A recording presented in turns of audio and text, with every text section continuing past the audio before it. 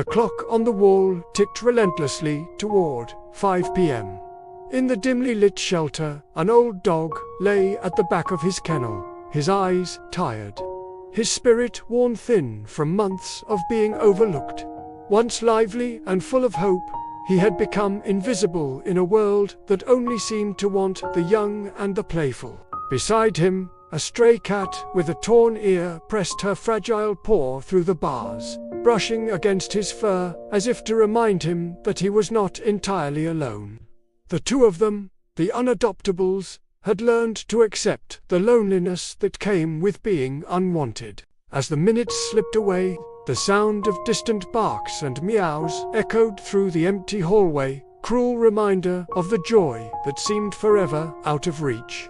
Then, at 4:45 p.m., a gentle voice entered the shelter. A woman, looking not for perfection but for love, paused before the kennel. Her eyes softened at the sight of his grey muzzle and the quiet plea in the cat's paw.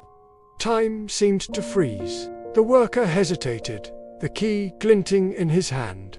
And in that fragile, heart-stopping moment, the woman whispered, "I'll take them both." Suddenly, the air shifted. The dog's tail, stiff and uncertain, began to wag.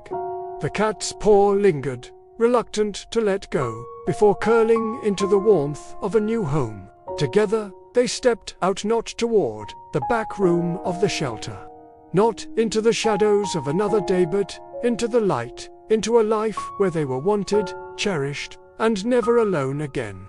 The empty hallway remained silent, but it carried with it the echo of hope restored, the quiet triumph of love over abandonment, and the first gentle heartbeat of a second chance.